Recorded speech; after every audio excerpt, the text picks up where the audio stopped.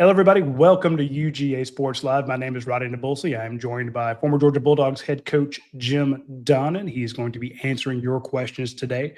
We have a lot of questions come in, and so we can talk about summer stuff. We can talk about the other national title contenders. We can talk about anything you want. So uh, you're in charge of the show today. If you've got a question, go ahead and put it into the comments section, and we'll get to yours after we get to the ones that were pre-submitted.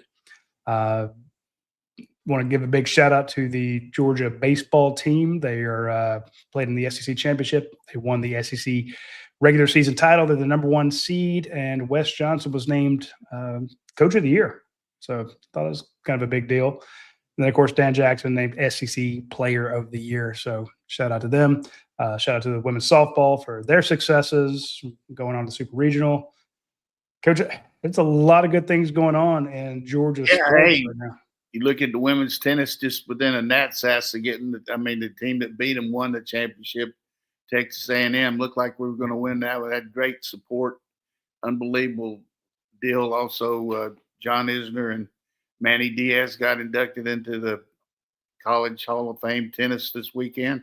Both of them very deserving recipients. I'm sure Coach McGill would be happy with that.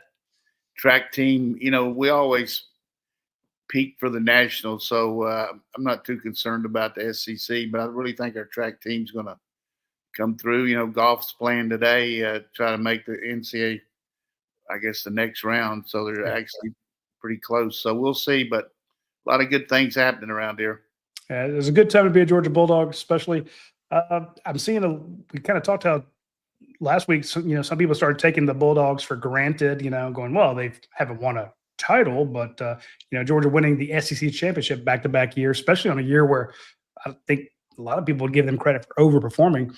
So we're seeing a lot more national respect, but a lot more questions pop up than, when you've won 15 games in a row and you win the title, you don't get as many questions in the offseason. There's a lot more questions now. So, and again, it's not so much the team, but it's just people want to know what's going on. And so we have a list of questions that came in, and I want to jump right into them because thinking of Coach Johnson made me think of coaching in general. And we have a Kirby Smart's mentor on the show with us, and Coach Donnan. So this question comes from Carlton. It says, Coach, where does Kirby Smart find his new coaches? Where did you find yours? And I know last year they didn't have to change as many coaches, but I mean, Kirby's changed his staff multiple times. When you lose, when Will Muschamp comes to you and says, hey, I'm stepping down, or Stacey Searle says, I want to take a step back. Sometimes it feels like you're just promoting from within, but a lot of times they go out. How did you find Dante Williams, Travaris Robinson? Here's the deal. First thing you do within your own system is you try to bring some young people along, and give them a chance. And if they really show a lot of potential, then it's easy to go on in and elevate them when something happens like that. So we've seen that happen here several times. The other thing is just your previous association. You might have been on a staff with somebody that you bring here, or about through another associate who coached with them, and then just watching these guys coach at other programs and seeing how they do, and watching them. The film basically shows the techniques that the players play, but I guess the best way to really evaluate them as far as just overall is going head to head with them in recruiting and seeing exactly their ability to change the scenario and get a kid that you probably didn't think they would ever get. But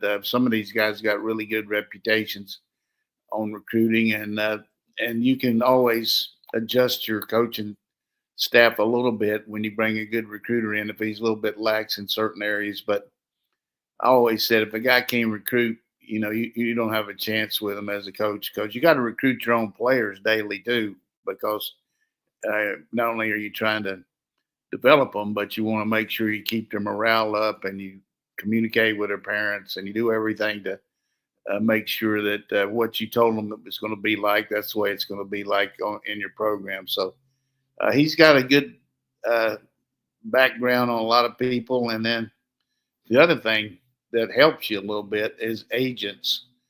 When you have an agent of the I didn't think about that. of the magnitude of Jimmy Sexton and his great group of people that he's associated with, then right off the bat, Jimmy can suggest people that maybe outside the periphery, outside of what you're used to, that he knows that through the coaches he represents. And we've seen that happen a couple of times where, he brought in some guys that he might not know as much about, but Jimmy had told him about it. So you had that, and word of mouth too, talking to other coaches, from the standpoint of you got a good feel about a guy, but you ask another coach in the league, what do you think of this guy? And, so it's all kind of a overriding thing that you use in making sure that you do. And for the most part, you usually do pretty well, but occasionally you bring somebody in on the idea that somebody else is recommending them and it doesn't work out. And that certainly hurt me here one time when I did that. But that was my own fault for not doing a better job of checking him out.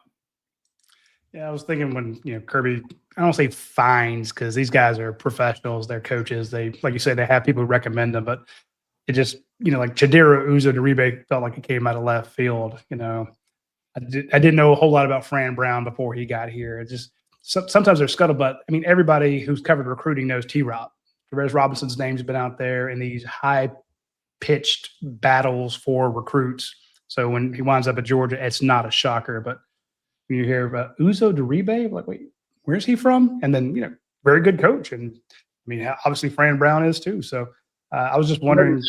In the case of T-Rob, you knew that Kirby had coached against him and everything when he was at Auburn. But the overriding thing was Will Muschamp's tremendous association with him in several places, coaching with him.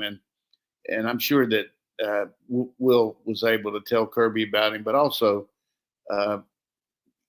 these assistant coaches talk to people about, when you leave a place like Alabama to come to Georgia, you got to make sure that, that you feel good about the coach that's bringing you over there too. So that was a situation where Will could really tell T-Rob that, hey, he can fit in here, that, Kirby does a lot of the same things I did and vice versa, all that stuff. But you got to recruit some of these guys to get them here. But most of them are,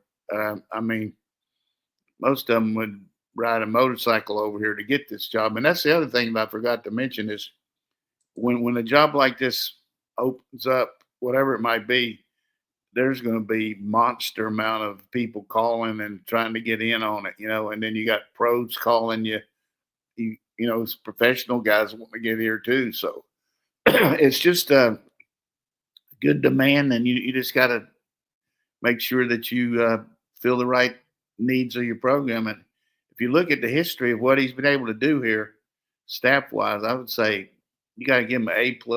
I mean, developing head coaches, recruiting, ability to adjust to NIL, adjust to the changing times of college football. I mean, this staff has been tremendous.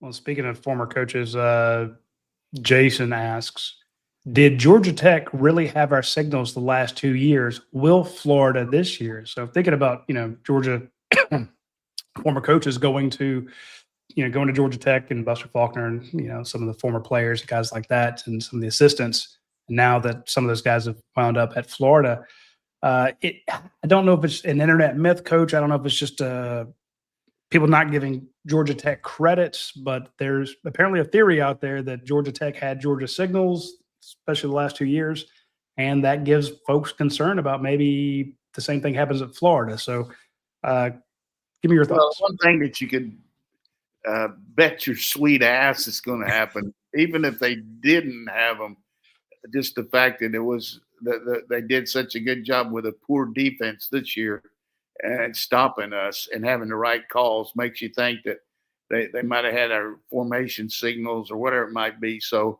we'll have a way. We've changed our signals for the most part, but some of the things stay pretty constant. But he certainly raises a good issue. I don't think it was an issue the year before, but maybe it was. The fact the thing the year before was they just kept the ball away from us. We had very limited amount of possessions in that game.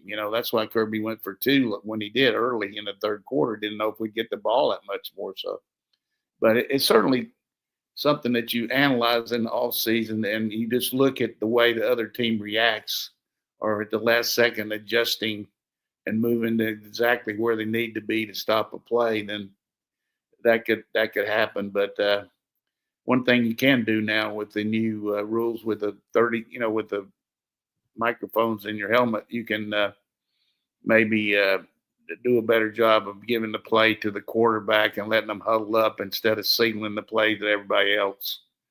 We did that against Tennessee last year, and it hurt Tennessee.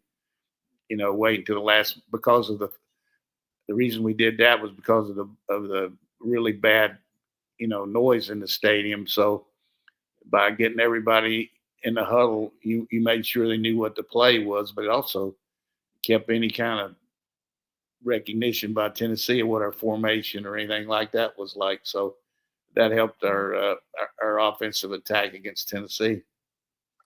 When I think of, you called plays your whole life. Hell, you did it. You called your own plays in high school. Still blows my mind that you did that. When did Little League too. I'm sorry, I didn't give you as much credit. So in Little League, you're calling your own plays. So you've been doing it the whole time. How frustrating is it when you're like, okay, we got him here. We're running, 33 power coming right at him, and all of a sudden they make an adjustment at the last second, and the play's dead before the ball snapped. Yeah, I mean, back in the old days, when we didn't have many ways to communicate with the players, I think one thing I tried to do to make it a little bit different, and it really worked well, was I would have one signaler on the sideline with another guy beside him one of them was live and one was dead for the formation, and one for the play to the quarterback with dead. And so that took a lot of pressure off my quarterback, where he didn't have to find out what the formation was. So let's just pretend we're calling split right 42. So Okay. the guy would signal the formation to the receiver. And as the quarterback stepped into the huddle, the receiver would say split right. So then the quarterback would say split right, 42 on 1, ready, break. Or a little bit more, a harder call would be jet that trips right, empty. And then right when he jumps in the huddle, the receiver would say jet that trips right, empty. And that saved the quarterback about 10 seconds of looking over to the sideline. And the reason I did that, I talked to Bill Walsh one time back in the name dropper Jim Donnan there, but I did talk to Bill Walsh about the communication with the quarterback. And he said, if you just think about all the things that a quarterback has to do before the snap, whatever you can eliminate to where he's not having to function on so many levels, helps his ability to be better. So if he's worried about the signal, if he's worried about getting the snap, if he's not sure about the call, then you're going to have some issues. So eliminate as many things before the snap as you can. And that's why, doing that taught me that I could eliminate at least the quarterback having to look at that much of a signal. And the wristbands. The wristbands were one of the best things that ever came out, just because you got it on your play sheet there, right on the deal, and you don't have to worry about it. You say wristband number 2, and you change the wristbands every half, just to make sure. But the wristband on the left-hand side has the formation, the calls to the left, and the one to the right on the right side. And you see some of these pros that have like gargantuan, all the way up their arm, but they run a filing cabinet. Yeah, they got 200 plays, that they can gauge off of, and it's just, all those guys are spending football time all the time. They're there all day long, all week. So, but it's something good to ask about. But between the wristbands and the head communication and all the different ways you can. Well, that's why I say that's why it's so frustrating when you got the right call, you got the right formation. You're like, we're going to gash them here, and they make an adjustment last second. You're like, play. I mean, because you've done this. We're sitting there watching the play before the ball snapped, and you're like, touchdown.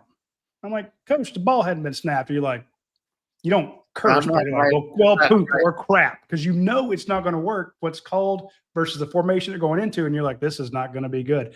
And you know it before the damn ball snapped. I'm thinking after the game, we'll talk to Kirby, and Kirby's like, they outcoach us, they outbeat us. They just beat us. And we go to the quarterback, and we want to see the quarterback pulling his hair out because things didn't go his way. And he's like, they made good calls. And everybody who's a professional doesn't care.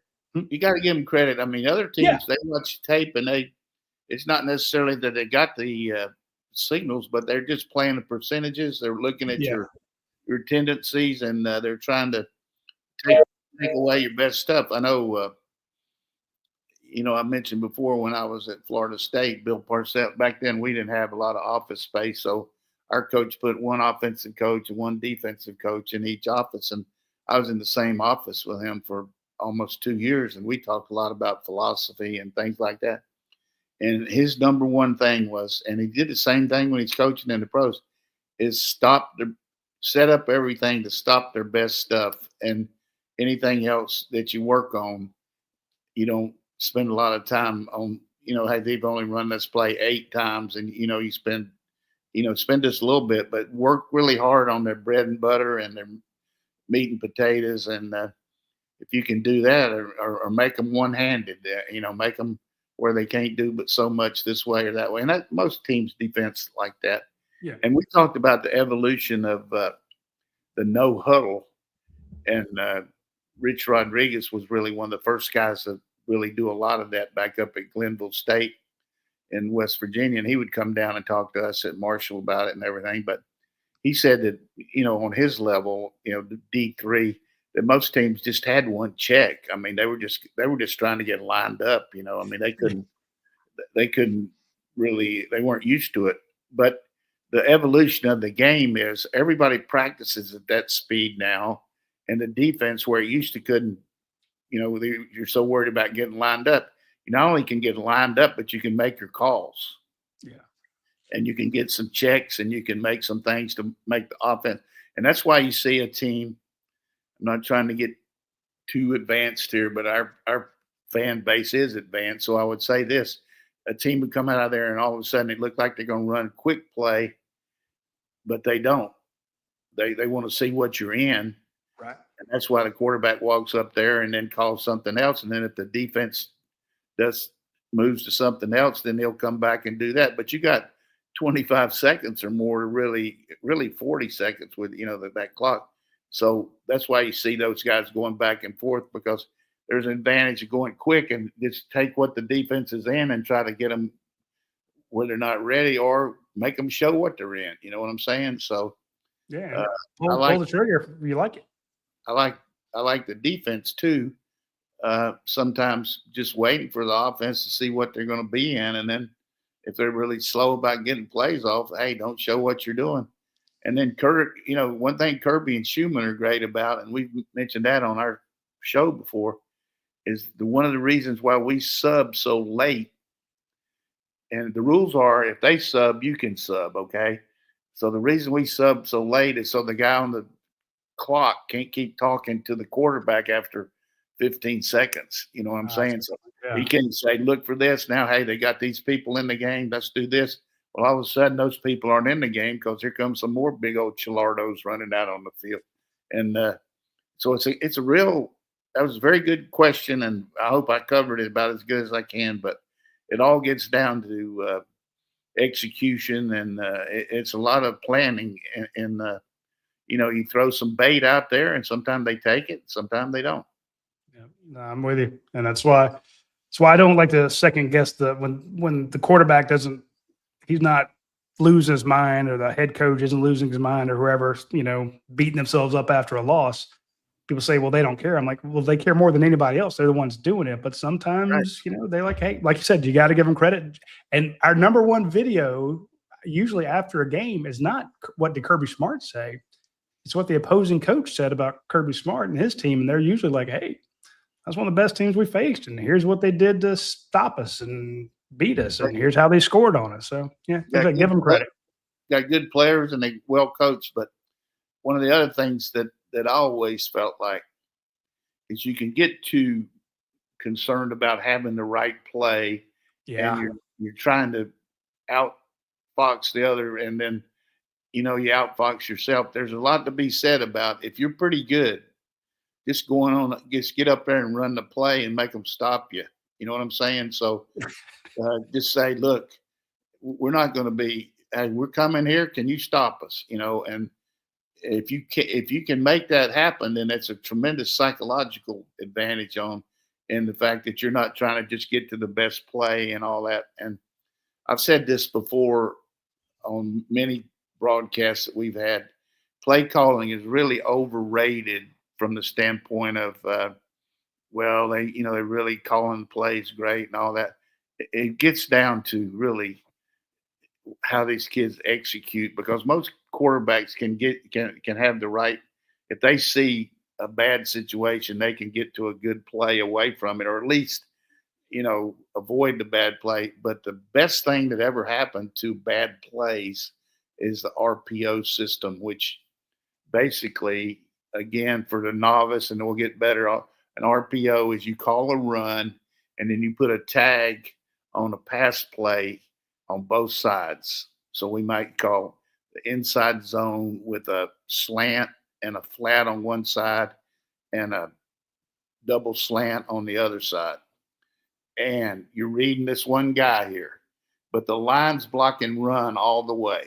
So that, if it becomes a pass, doesn't matter. The quarterback's just pulling the ball right away and throwing it, because the run is stopped by the defense. By the way they're lined up, you don't have enough guys to block them.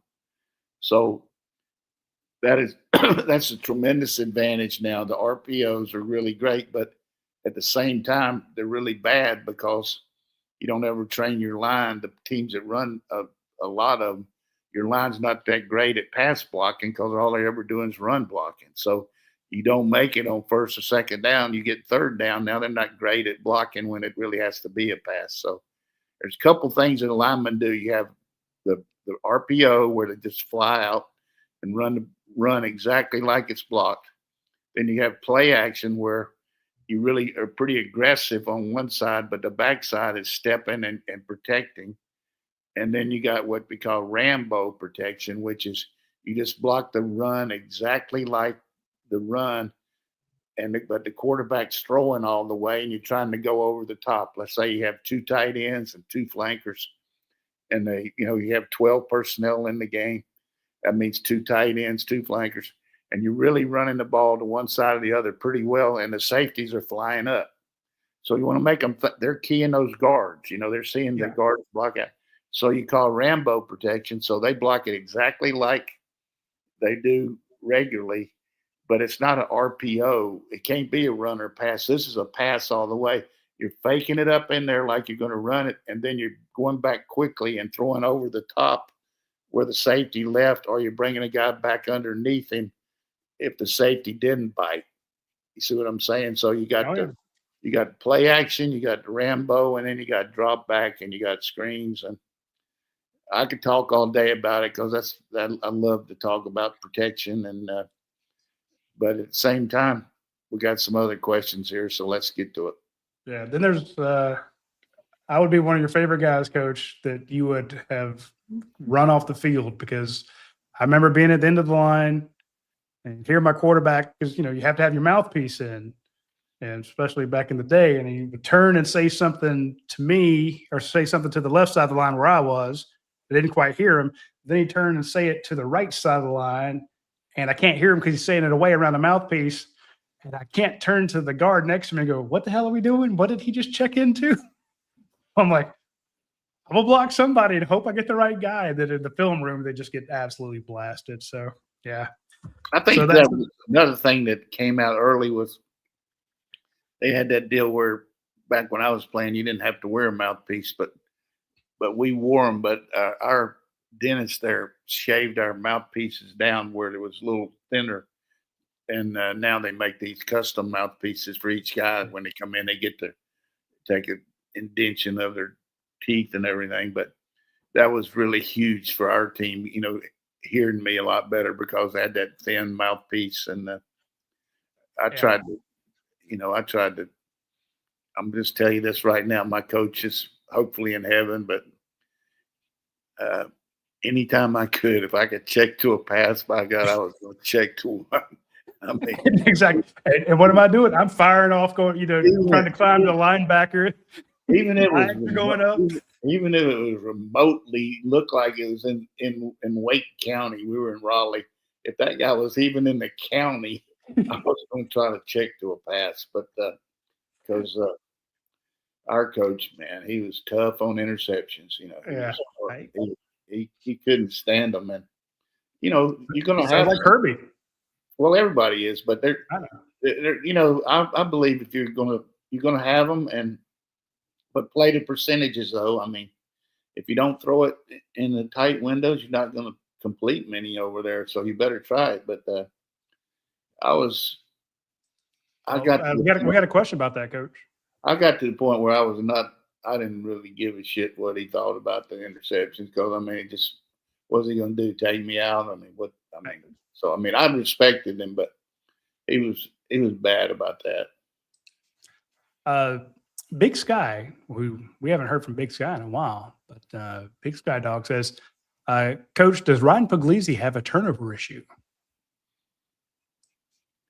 Yeah, I think in all fairness to Ryan, I think going against the number one defense as much as he does, and going against in practice, not the scrimmages, they go 2s versus 2. I think he's just going to see a better look than most defense will give him, and he's got a good arm, and I think sometimes based on some of these reports that we get, which I don't know who turns that stuff in, but you tell me about that because I don't read it. But I think it's just at this point, maturity wise, he's getting used to being around here, and I don't think it's a deal right now. He's just such a good thrower, and he got such a good velocity and all. I think sometimes maybe tries some things that he doesn't need to, but it's a good question. I don't think it's a point where it's going to hurt him now if he starts doing that in the game. Now, he's done it in the game. A couple of times they put him in to throw a Hail Mary, and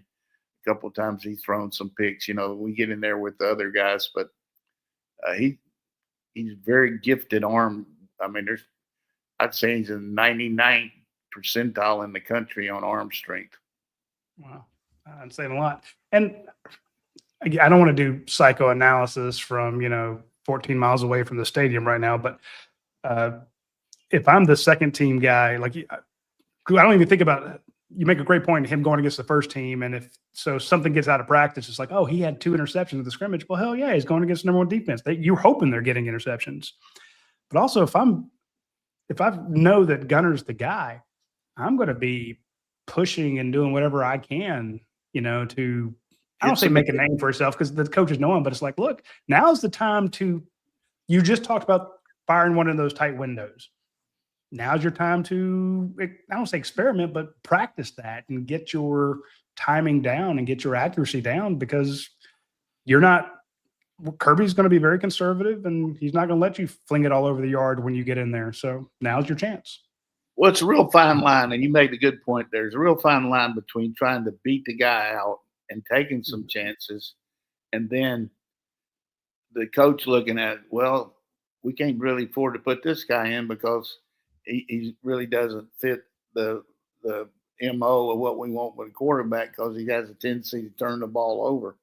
So you got to base it on what happens in the scrimmages. And in the scrimmages, in all fairness to what the guys report, he has to go 2 versus 2 then, and he's had some interception, but sometimes those interceptions are tip balls. Yeah. They happen during 7-on-7, which, as you better throw the ball. I used to get mad on 7-on-7. If our quarterback would hold the ball, I mean, I mean, so what? They're covered. So what are you going to do? Just stand there with the ball? I mean, that's a rep for the defense because I want the defense to intercept some passes. And if you just don't throw the ball unless they're wide ass open, then, you're not getting enough for the defense out of it. So, and then some of these parts of scrimmages are third down passing. The defense is rushing and playing pass.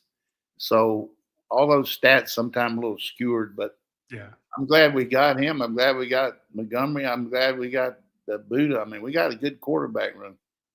Well, speaking of, we have a question from Dell about the quarterback room. And I think this came out because Georgia was kind of going head to head with Virginia Tech for quarterback. And he picked Virginia Tech. And I actually got into an argument with somebody on Twitter about this. I'm like, Georgia has a loaded quarterback room. Of course, that person has an agenda. They're like, well, he doesn't want to play for Mike Bobo. And I'm like, bullshit. Excuse me.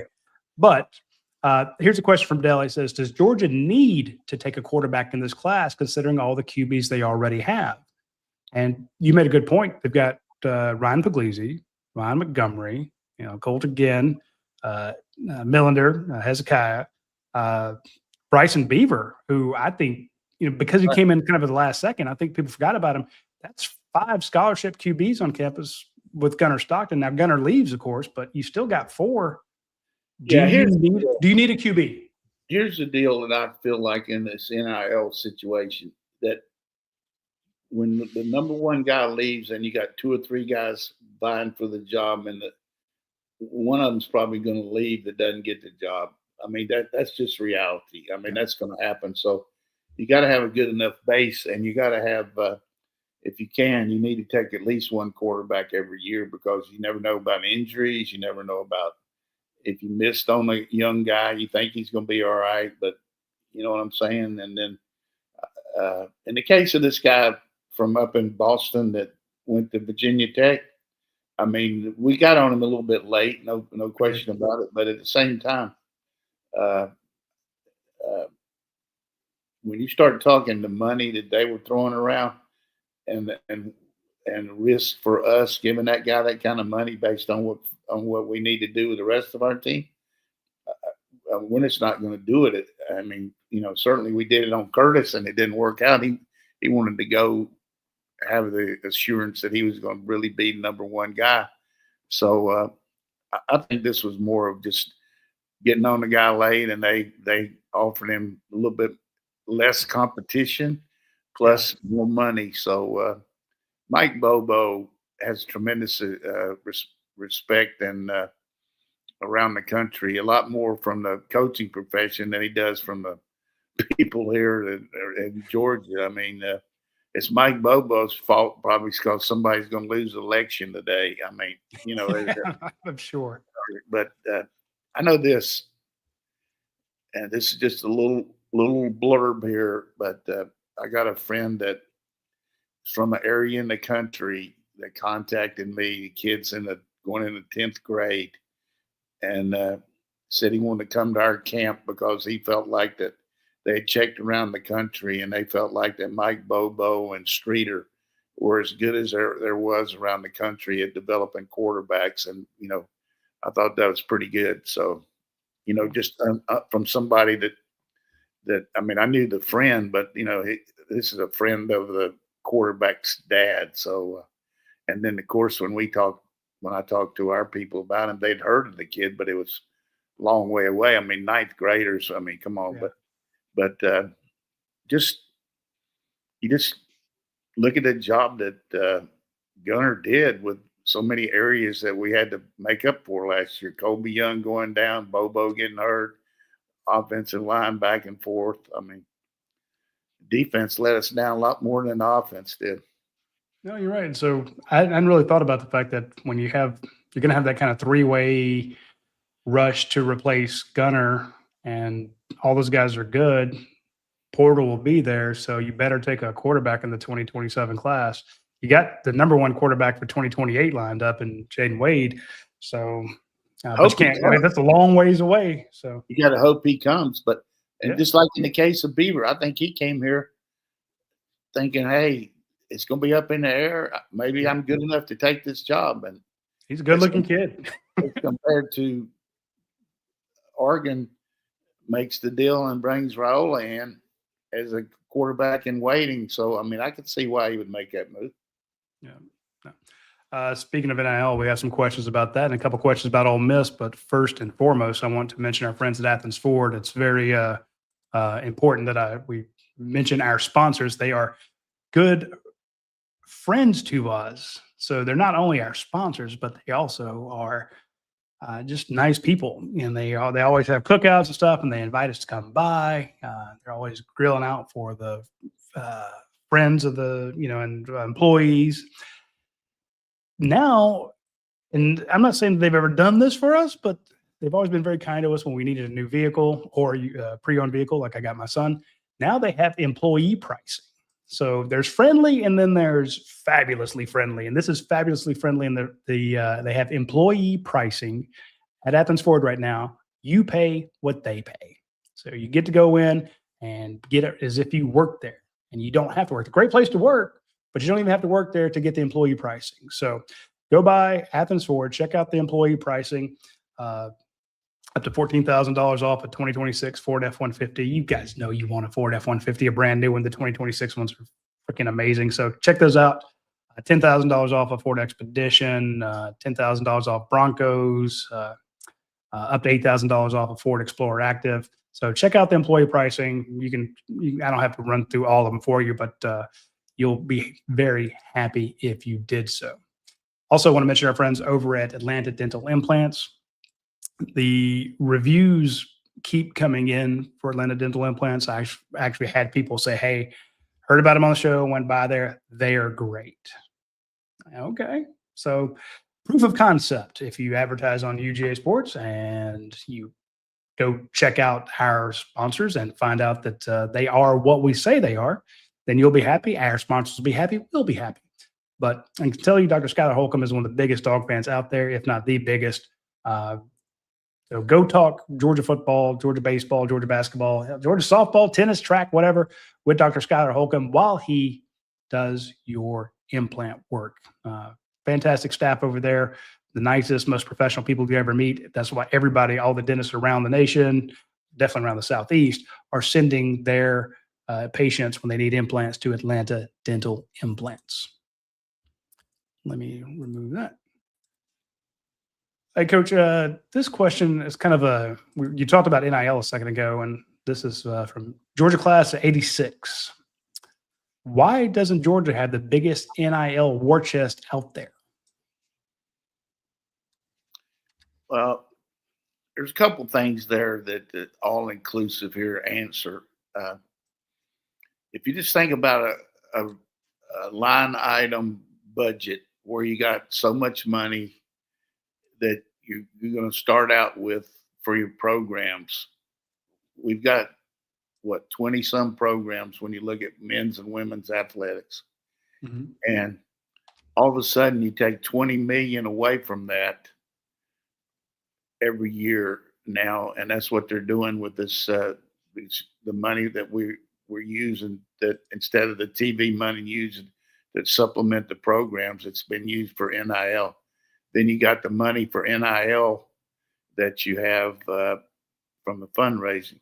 But the number one reason you're not getting as much money for NIL any place is you can't get a tax deduction for that. If I want to sponsor you in something individually and give just some straight money to the program and say, hey, I'll give you $50,000. Used to be they had a deal first couple of years where they could go through a 501c. I'm not sure exactly if that's exact nomenclature there, but 501c and get a deduction. Well, it's a little easier, but now you can give money to the University of Georgia and give it to the general fund and get a deduction for it, or you can give it to the scholarship fund and get a deduction for it. But if it's earmarked for NIL, there's no deduction there. So people that join Glory, which I think's a good idea, they're trying to get people involved and give them some more insight on what's going on. There's no deduction for that. So that's the reason why Georgia's not, number one. And the reason why Texas Tech and Indiana are, they got a big guy giving most of the money, Mark Cuban to Indiana, and that guy at Texas Tech, a billionaire oil guy's giving them money straight for NIL. He doesn't care about any write-off. So good example, it used to be like 8, 10 years ago, there was like 25, 30 people giving $1 million to Georgia on that silver circle. And now there's like close to 200. So we really are getting a lot of people giving us a lot of money, but some of it just can't go to NIL because of deduction. So that's the number one reason. And then if it's a company that gives it, then it's got to go through that clearinghouse of NCA that this money's being used exactly like it's supposed to be. You saw where Nebraska lost some athletes because they decided that money wasn't used right. So it's kind of convoluted, but in my mind, helping raise money and doing what I can and seeing the support we got, I think our people are unbelievable what they do for our programs. And I know one thing: the smaller, well, they're not smaller, but the Olympic sports that we got are fighting for their lives to try to keep at the level they are. Because here's what happens: you get a good softball player and she's playing good, Texas Tech's coming after them. Oklahoma's coming after them. These schools are going to pay to try to get players. They put the emphasis on it, So Tony Baldwin doing a great job. All these coaches are doing with what they have, but there's just not a lot of money available for NIL for these other sports. So whatever you can do to help it, but don't be disappointed that we're not number one in NIL. I mean, we just so basically the answer I'd say for that is it's not the school that's not doing it. It's not Kirby that's not doing it. It's the outside sources where all that NIL is coming from. And the Georgia fans are giving a lot. Like you said, I mean. Exactly. We're getting a lot. I mean. But there's other people who are giving more. We're in the top 10. Yeah. We're in the top 10 on NIL, I promise you. And we don't lose a guy because of NIL most of the time, except the reason we lose them is we don't choose to pay that based on the rest of it. But if it comes to pay and we want them, we're going to compete the heck out of it. So yeah, I can give you a UGA. That's the way we do things. So, but Tony, hard to disclose everything and be. But I do feel like people need to understand that Josh Brooks and Ford Williams, all those people over there in fundraising, they're busting it, trying to find ways. I mean, you look at that concert they had. You look at having a soccer game. They're trying to keep these sports. But I'm telling you, if things don't change in the next 4 or 5 years, we're going to have a lot of club sports. I mean, you just can't sustain this. No, you can't spend $3 million on a sport that only brings in $100,000 in revenue. I get you. Tony Huff had a question for you, Coach. He says, but in the future, could you see Kirby changing his NIL policy in order to secure some top-rated high school recruits, i.e., the kid that says, hey, I want this, and it's not in line with what you're used to paying for a cornerback, a wide receiver, I agree. Running back? Yeah, he will. He's adjusted the last 3 years. The first year we didn't do it, particularly in-state, and we didn't get as many in-state players, and everybody started using that against us, saying, hey, Georgia's not going to pay. And then the second year, you saw us get KJ Bolden away from Florida State, and we figured out that certain kids we would give but he didn't want to upset the apple cart because you look at kind of teams we had. And the other thing he was able to do last year is maintain a pretty good balance there and we mentioned losing 19 2 years ago. We only lost 9 this year to transfer. And part of that was just playing time, but also balancing out the NIL of our present squad. So, but there's a big changeover there between used to be we only had 85 on scholarship. Now we got 105. That's a good point. We got a lot of kids to keep up with and spread that money around. But anybody that wants to help NIL or, you got a gift in kind, say, hey, you got, you own a restaurant, you want to give some meals, as a kind of incentive, or you own some apartments and you got a couple you want to give to the athlete or something. I don't know. We got any luxury apartments like Texas gave that Coleman kid to go down there on the as part of his deal. But contact Roddy, and he'll talk to me, and I'll put you on the right person there, because we can use anything, gift in kind, that can help us with these other sports. I was actually out at the firing range yesterday. My son's home he just graduated UNG, and we went over to it's not called the firing lane anymore. It's called the Athens Gun Club. So we went over there to shoot that Kimber 1911 my wife gave me. I shot better than he did for the first time in forever, and but it's because there's a new gun to him. By the end, though, he got me. So, but the point is, there were a couple of Georgia players over there, a couple of offensive linemen, and they were dead marksmen. They were good at what they did, and I'm like, that would be a nice little perk if they had free memberships to the Athens Gun Club, and they could just go out there and blow off some steam and blow some holes in targets. So that's hey, that'd be good. Yeah, that's good. Let's go for it. Just something like that, So I like that a lot. What was this, Coach? You talked about how about 3 years ago, it was used against Georgia that, hey, they're not going to pay in-state guys, and some very good, talented players were plucked out of the state of Georgia. Georgia didn't get them. Recently, Lane Kiffin made news saying that it was, the whole Colonel Reb thing and the Rebel flags were used against him when he was recruiting at Ole Miss. Did you ever use the Colonel Reb and the stuff going head to head with Ole Miss? Be like, hey, you don't want to go down there. Because a lot of coaches who I know from Ole Miss say we've never had to deal with that. I never got involved in much negative recruiting. One of the things I always told kids, I said, if these people know more about us than we do, I said, if they got to talk about us, I said, base it on fact. And here's what I always felt like: talk to the players. Yeah. They're going to tell you how it is. The recruit, the host that's with you, he'll tell you exactly how you're going to be treated. And I'm sure that if some of those Ole Miss players feel like that, they would tell the recruits. So they've had a remarkable amount of there's no question about, in the last 2 years, that Ole Miss has been the leader in the country in transfers that have helped their team. And now LSU probably is going to change that this year with the 40-some players they brought in there. But, even if he felt like that, I can't believe that he would say that. But some of the things that he said, and then, of course, Sark came out and said that his players went to class and they didn't take basket weaving like Ole Miss. I mean, that's kind of, I don't know. It's turned into a Mean Girls episode. It's catty over there. They're fighting in the media. Did you see where the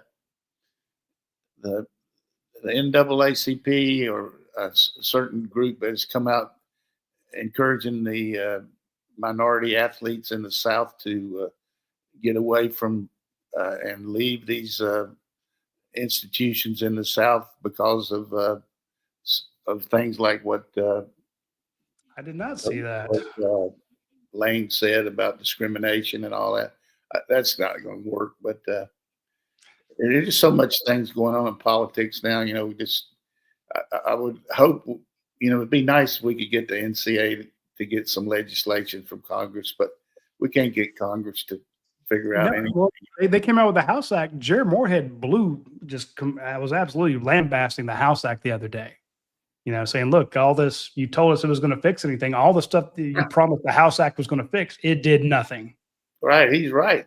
He's dead on. So shout out Jared Moorhead. You nailed it. It's like we're going to fix it. Well, it didn't do a damn thing except take $20 million away from every athletic association. And now you're hoping that you can keep your Olympic sports from turning into club sports. So that's a tough one there. Let's see. Tony Huff says, did Texas give Justice Terry an upscale barbershop? He said he wanted a barbershop to open it back up in Manchester when he was done with college. I would think you could fix that up pretty quickly with that Texas money. Yeah, I'm sure they did. We're speaking about Ole Miss, and this is one that's from Liz, Coach. We love it when our female listeners send in a question. Liz says, how can we stop Trinidad Chambliss when the courts of the United States of freaking America can't? Not only that, but our defense can't either. I mean, I love it. The last 2 years, that guy's been on fire. I mean, I was talking to a guy today about it. Just incredible the amount of the way Miami was able to get to him, and we had a hard time. But of course, Gabe Harris didn't play in that second game. But we're going to have to affect him and get him off his platform because the guy's got unbelievable accuracy, and they got Lacey back, the running back, and they lost some pretty good receivers. But the reality is, to me, the fact that he can be eligible is just, it's hard for me to understand. But of course, we got this Sorsby kid from Texas. That's the next question. He's trying to get an injunction from a court right there in Lubbock to, said that he had mental problems and that's why he was betting and all that, which I feel bad for the guy and from that standpoint. But at the same, you can't let people bet on games and be part of college athletics. I mean, I would really be shocked if he wins that injunction. But if he does, this goes to show you. I mean, and the guy at Tennessee didn't win. You'd have thought he would have probably got that. What would have been his 12th year or 13th? I don't know. And the guy from Oklahoma won his. So, just different ones have different ways of getting across there. But she's right on that. That's a pretty good question there. Very good about this. If the courts can't stop him, how can Georgia's defense? Hey, Gabe Harris, or Chris Cole, maybe one of those can slow him down there, Liz. Right, it's like that guy back a few years ago said they're going to send that quarterback to Iran. And I said, why is that? He said, he's overthrown everything here. Maybe he can overthrow the Ayatollah. Love it. The next question was actually from Philly Dog. He says he wanted your thoughts on Texas Tech quarterback using mental health as an excuse for gambling. I appreciate you weighing in on that. And you jumped ahead of me there. Last question, Coach. This is from Athens Bound. They ask, what is the most important position in Kirby Smart's defense? Cornerback, safety, edge, nose, jack, inside linebacker? I think two positions probably. The inside linebacker that makes the calls. Okay. One of the two inside backers, because you got to get the defense lined up and you got to make a lot of plays in the running game and the passing game, and the free safety who really is middle of the field or half the field or playing man free. I think those two are very critical. Obviously, corner is any team. You got to have corners capable of playing man coverage to play our schemes. But it'd be not very nice to me to pick out one in particular. But I would start with when you got a real baller there at that position, you can probably start out with a lot of advantage, just like when you have a good center or a good quarterback, starting out things right down the middle. Yeah. And I'm not saying you in this in a mean way at all, but you answer it like a coach, because I've asked you the same question about the offensive line, and you're like, the center, because he's going to touch the ball every play, and we got to get a good center quarterback exchange. And so you work from the fundamentals out, whereas we're thinking, in cover 3 we need X, and this safety's got to do this, and then the star is so important. And when Georgia doesn't have a good star, here's our issues. And you're like, well, if we don't get the damn play in for the inside linebacker, getting everybody lined up, right, we're dead in water. So, have you ever really thought about in today's world here with the internet and different kinds of things at our disposal, how many people actually are talking about football on a level that really it's hard for me to believe that you have these reels of these guys talking about quarterback techniques and about defensive line, about a guy was talking about, which something I know, but the normal and a lot of normal fans were talking about the alignment of a defensive tackle.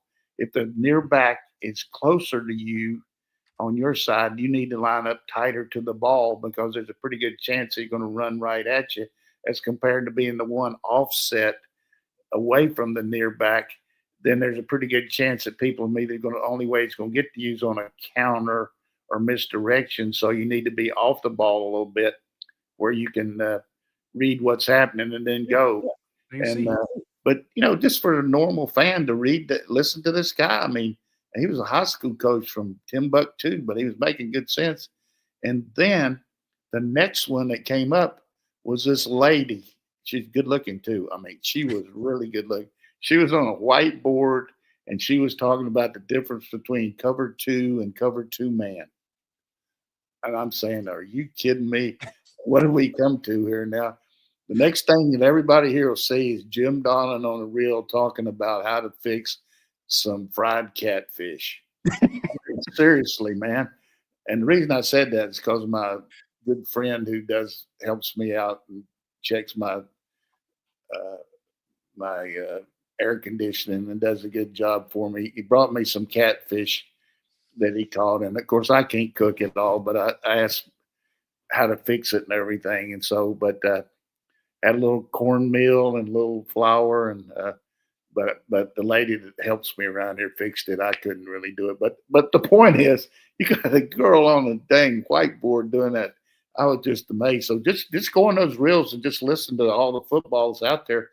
You'll learn a lot more about than what listen to the old coach. I mean, these people really get that. Well, no, again, we want to get into the rah-rah. What's the most important position? And you're like, get the play in, and then work out from there. But no, you've taught me more. And again, I'm gonna give a big plug for our watch along show. We had so many people watch with us last year. Everybody that comes away from the watch along show says, "Coach, I understand football so much better now when I hear you explain it." And we're going to get you a whiteboard this year, Coach. Yeah, I enjoy that because you want to know the what ifs and whys and all that, but also just reinforcing how good our coaches and players are. That's what I like to do. And occasionally they'll make mistakes and things like which I made plenty of them in my career, but and just for instance, another thing, one of the Oklahoma players, Dante Jones, who was a heck of a linebacker for us, he's on this deal right now where he's going over every game between 84 and 87 that he played in, that he got the tape, and he's showing selective plays on that and critiquing about, boy, look at this guy play and all that. And it's just tremendous to see that because I don't even know where that tape of that stuff is, but I'm watching this game and I'm thinking about, he's getting ready to show 28-6. He's getting ready to show counter left, or here's the one where Bosworth runs through the A gap. I mean, those things are just hitting me, and I'm fired up for every day when he's putting another one on there. But thank you for doing that, Dante. Yeah, and I like I said, I love when you do it. I get that one play a day from, I think it's Dan Casey. It comes to my email, and it's all college or pro football, and it's like awesome. Here's a mesh concept, and I'm like, that's brilliant, and he shows how it worked, and why it worked. Some good teaching in there, and it's good. Yeah. You can pick up a lot, and it only makes you appreciate the game more. Some of them maybe there's a lot of bad, Coach. Some of them a little bit in love with himself, and but at the same time, it does give you a little bit more perspective, and you see some of these tennis reels that show some of these plays in the past, and I mean, it's really funny. But I got a couple jokes here for you, just to leave up there. Just little girls at the wedding of our friend's sister's getting married, and she asked this little boy, we said, how many wives can a man have? And he said, 16. She said, 16? He said, yeah. 4 better, 4 worse, 4 richer, 4 poor. And so this other one was this lady in these short shorts, and she's pretty heavy now. I mean, 2-ton Tony is out on this bridge, and she's got to go to the bathroom really bad. And finally she said, I just got to go. And so the guy with her said, well, go ahead. So she gets up on the top of this bridge and looks down and starts. She said, I'm worried about that down there. There's a canoe down there. And he said, it's not a canoe. That's a reflection of your ass. Oh. Damn, Coach, I don't know how to tell that. Cold-blooded, man. Cold-blooded. Oh, that's good. That's rich. Hey, I appreciate all the questions today. That was good. That was very thought-provoking, and people really have stayed up thinking about it. There were some really good questions. There always are. And I like that we got some of our longtime listeners, because some of those people, those names took me back. I'm like, oh yeah, I remember that one from back when we were doing the show at Champies. yeah, that was when we first started out. What was that, 5 years? We got some people been listening almost 7 years. It makes my day. All right, folks, we will see you next week. Y'all take care.